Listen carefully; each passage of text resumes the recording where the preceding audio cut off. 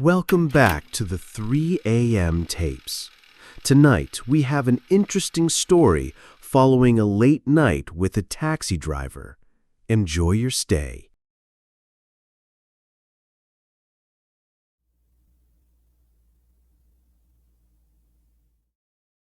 I've been driving this taxi for 13 years. Night shifts, mostly. People say it's a lonely job. They're right. But it's not the loneliness that gets to you. It's the silence in between fares, that void between conversations, between reality and something else. I fill it with the radio. Always have. That night, the dashboard clock blinked 2:13 a.m. A quiet Tuesday. No drunks, no club-goers, just a foggy emptiness swallowing every block I passed. I tuned the radio, scanning between stations.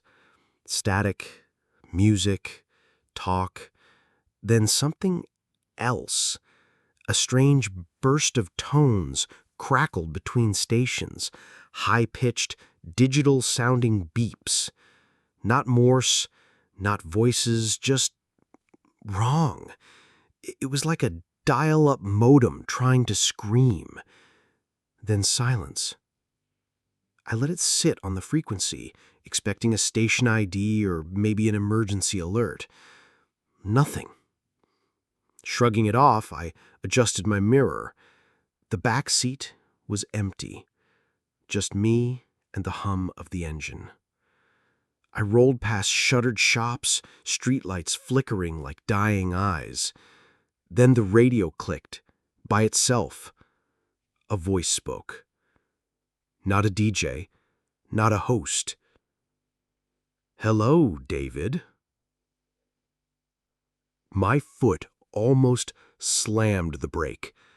I stared at the display, 104.3 FM. Nothing about this was part of the show. "You're not asleep yet, are you?" It said. The voice was calm, almost amused. My name, David. It echoed in the cabin, low and warm, like a whisper pressed right into my ear. I killed the volume. The cab went quiet, just my heartbeat and the ticking indicator light from a recent turn. Then, a fare popped on the meter. Out of nowhere. Passenger. Cash. Destination. Redemption. I stared at the meter screen. No one was in the car. "System glitch," I muttered. The radio turned itself back on. The same voice, now clearer. "He's behind you, David." I spun around so fast I knocked my elbow against the gear stick. No one. And yet, I couldn't shake the feeling something had just ducked out of view, like I was being played with. I pulled over under a streetlight. The lamp above buzzed, then died. The darkness spread around me like water filling a sink. I opened the glove box and pulled out a half-empty bottle of water, downing it in one gulp. My hand trembled. I'd had hallucinations before, sleep deprivation, long nights, but this felt different. This felt deliberate, targeted. I checked the rear view again. Still empty. Still. I restarted the meter manually and started driving just to clear my head. The moment the wheels turned, the radio piped back in. Same frequency, same voice. "Let's go, David. He's getting closer." I laughed to myself, trying to break the tension. I said, "You're not real. You're a bad dream on FM." But something strange caught my eye. A man, standing on the corner of a deserted intersection, arm out. I pulled over instinctively. He didn't speak when he got in, just nodded. He looked pale, wet, like he'd been pulled from a river. "Where to?" I asked, forcing calm. He turned his head slowly. His eyes were fogged. "Redemption." The same word from the meter. I forced a smile and began to drive. My hands clenched the wheel harder than they needed to. My skin crawled under my uniform. Every second, I could feel him watching me through the rearview mirror, except he wasn't reflected in it. I drove anyway. As the city faded behind us, the radio began to sing again. Garbled, overlapping voices and numbers, distorted lullabies. The fog on the road grew denser. I could no longer tell where I was. Every turn felt familiar, like I was going in circles. I glanced at the passenger. He was gone. No door opened. No sound.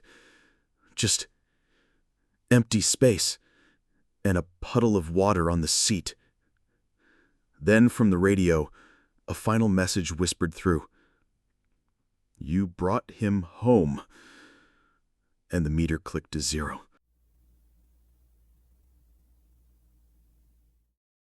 I didn't go home after that ride. I just drove. Maybe I thought the movement would shake it off. Maybe I thought I could outpace whatever had crawled into my taxi that night. But deep down, I knew I was just stalling. Something had shifted. By 3:42 a.m., I found myself parked in front of an old gas station on the edge of the industrial zone. Place had been closed for years. Windows boarded up. Pumps rusted and leaning like tired old men. And yet the fluorescent sign flickered like it was still trying to be open for business. I killed the engine. Silence rushed in like floodwater. My ears rang. Then, click. The radio turned on. Again. Static fizzled for a second. Then a sound broke through. A child's voice. Singing. Daisy, Daisy, give me your answer, do. It was warped, slowed, like a broken tape recorder. I reached for the power dial, but it wouldn't budge. Then came the screech, like metal tearing, deafening. I covered my ears, gritting my teeth as the sound drilled into my skull. Lights on the dash flashed erratically. The steering wheel locked. The cabin temperature dropped so fast I could see my breath fogging up. Suddenly, silence. And then the voice came back. Calm. Familiar. Don't run, David. You invited them in. I slammed my fist into the dash. Who are you? But I already knew the answer. It wasn't one voice. It was many. Layered, reused, like a radio signal bouncing through time, picking up things it shouldn't. My meter lit up again. Passenger. Unknown. Destination. Frequency 0. I didn't move. I just stared at it. My hands were trembling now. My reflection in the rearview mirror looked foreign, eyes sunken, lips pale, like I hadn't slept in days, even though I had just woken up that afternoon. Then came the smell. Wet soil. Decay. I turned. The back seat wasn't empty anymore. A figure sat there. Tall, hunched, face obscured by shadows. I could barely make out a mouth grinning, skin gray. Faint crackling sounds came from him, like a detuned radio recorder. He didn't blink, didn't move. And I couldn't either. Where do you want to go? I whispered. The thing raised one hand, slow, deliberate, and pointed at the radio. Then it spoke, but But it wasn't a voice. It was every voice I'd ever heard on the airwaves. Newscasters, late-night callers, DJs, lovers whispering dedications, static-filled sobs, all at once. "You're already there." My chest seized, breath shallow, my hands gripped the wheel, trying to ground myself. "Wake up," I whispered. "Wake up!" But the cab wasn't real anymore. Or maybe it was more real than it had ever been. Outside the window, the world had changed. Buildings had vanished. The road stretched into a black void, lit by blinking red lights on either side, like runway markers on a descent into hell. The radio screen shifted, flickering letters forming on its ancient digital display. Tune to 0.0 megahertz. I tried. The knob resisted, but when I forced it, when it clicked into place, everything went dead. The engine, the lights, the dashboard. And the voice whispered one last thing before the darkness swallowed us whole. "Now we begin."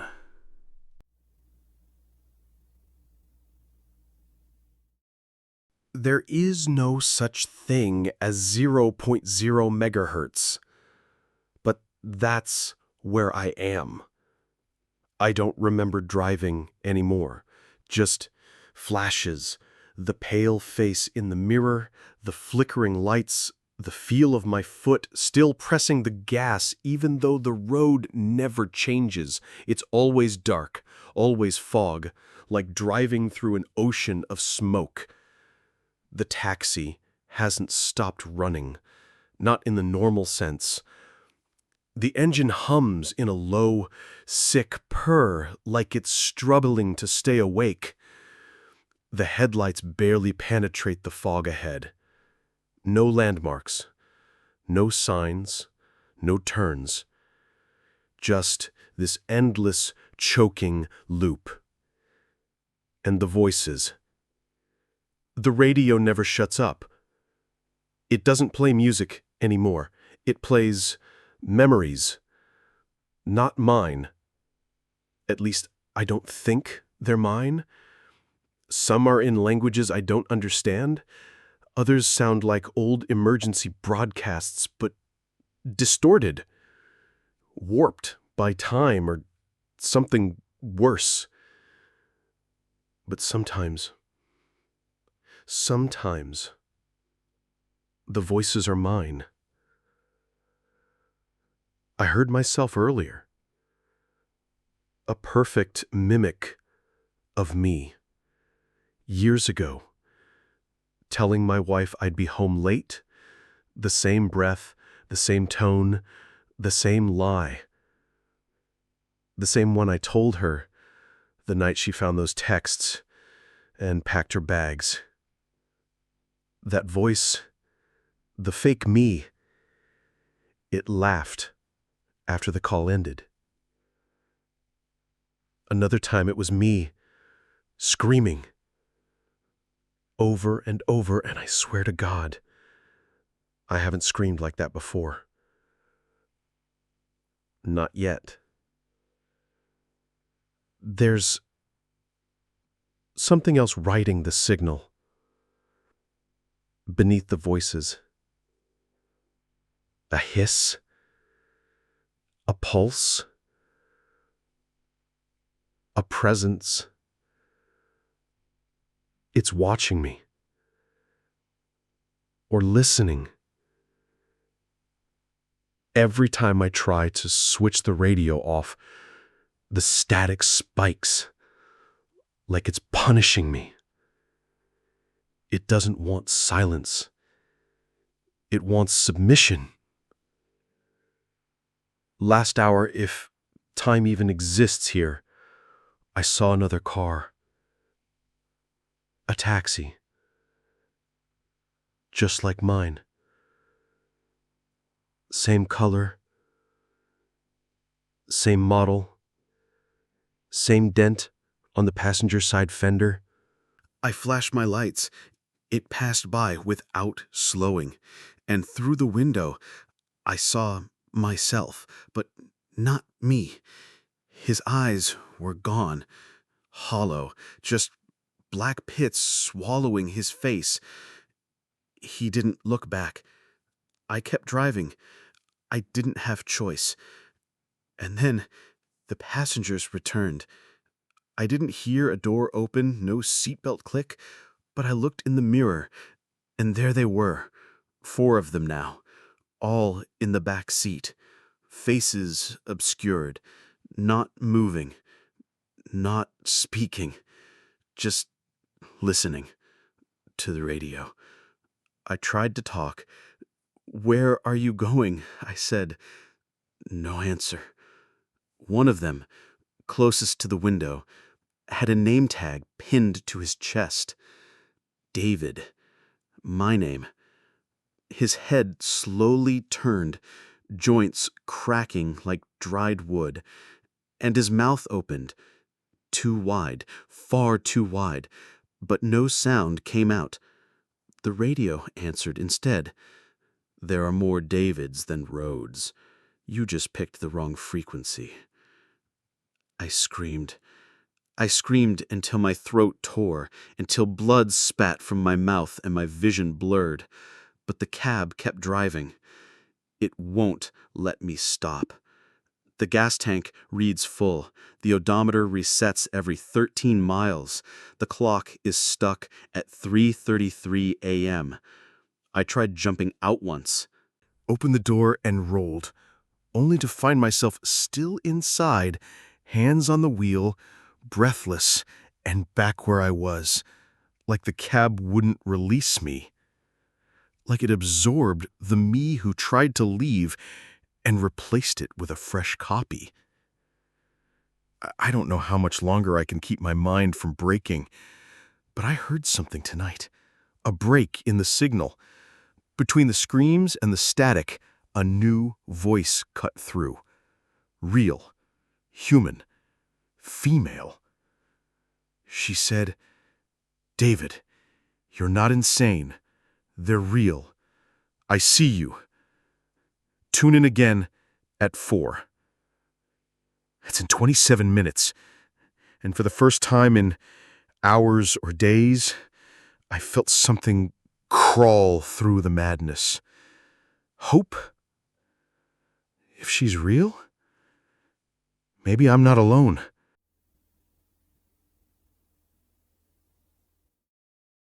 27 minutes. That's what she said. I don't know how I marked time in this endless loop, but the dashboard clock had finally ticked past 4 a.m. The radio crackled to life just as promised, static swirling into words that didn't quite make sense at first. "David, can you hear me?" The voice was breathy, urgent, female, the same one from before. I leaned closer to the radio, the cab's interior suddenly heavy with anticipation. My eyes darted to the rearview mirror. The empty back seat felt less empty, less silent. Who are you?" I whispered, voice hoarse and raw. A pause. Then the radio whispered again. "I'm the one who's been trying to reach you. The other side. The lost frequencies." My heart hammered like a bass drum. My mind tried to grasp the words, but the radio sputtered, breaking into bursts of static and strange noises. A faint melody played beneath the interference, a lullaby from some forgotten time, haunting and cold. "Listen closely," she said. "They're coming. The dead band. They're the ones who were caught between worlds, trapped in this endless frequency. You're joining them." I swallowed hard. My hands clenched the steering wheel so tight my knuckles went white. The cab shook. No, not shook, vibrated violently like a bass speaker cranked up too loud. Outside, the fog thickened, pressing against the windows like cold fingers. The world beyond was a swirl of black and white, like a TV tuned to a dead channel. "David, don't let them take your mind," the voice warned. "Fight the signal." Fight? I didn't know how. That I was just a tired man, lost and scared. But my voice was swallowed by the static. And then they appeared, figures emerging through the fog beyond the windshield. Not walking, gliding. Their faces pale and broken, stitched with static lines that flickered like old television signals. They wore the clothes of passengers past, some in suits, some in tattered coats, all with eyes hollow and lifeless. One reached out. I slammed my foot on the brake. Nothing. The cab didn't slow. It pushed forward, deeper into the foggy graveyard of dead frequencies. I turned my head, hoping to find a way out, but the back seat was full again. The passengers, or whatever they were pressing close, their breath cold on my neck. The radio erupted into a cacophony of voices, all layered, overlapping, screaming and pleading, laughing and crying.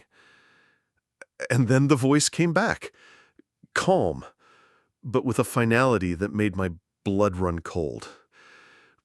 "David, your mind is the antenna. If you break, they get in." I felt it, an unbearable pressure, like my skull was being squeezed. I squeezed my eyes shut, willed the noise to stop. But when I opened them, the passenger with my name tag smiled wider than any human mouth could. His lips cracked, revealing a black void. And I realized I was no longer driving the cab. The cab was driving me.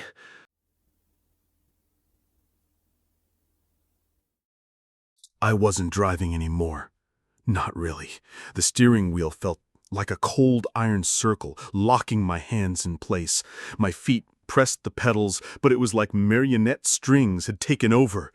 The cab was alive, watching, feeding. The radio screamed again, a tortured blend of every voice I'd ever known, every static-laced call for help I'd ever ignored. And then, the voice, the woman's, soft but fierce. "David, don't lose yourself. Find the break. Find the silence." But the silence was nowhere to be found. Just the endless drone, the ghostly passengers, and the cold, dark road stretching into nothing. I blinked, and the world shifted. The fog peeled back like torn fabric, revealing a desolate stretch of highway, not with trees or buildings, but graves. Tombstones cracked and worn, names faded into moss and time. And there, standing at the side of the road, my wife. Her face was pale, eyes hollow, mouth twisted in a silent scream. "Sarah!" My voice cracked. She turned, her hand reaching out, not for me, but to the radio. "David, you have to wake up. They're stealing you." The radio burst into static laughter, a cruel symphony of broken signals. And suddenly, my passenger, the copy of me, stepped forward. His eyes dark pits, his smile a rictus of despair. "You're already dead, David. Just like me. Just like them all." The cab jolted, tires screeching as if the road itself was ripping beneath us. And then, darkness. I opened my eyes. I was in my cab, parked in the same old gas station. The radio was silent. No voices. No static. Just the soft hiss of the engine cooling down. The back seat was empty. No passengers, no copies. But my heart was pounding. I looked at the meter. It was 0.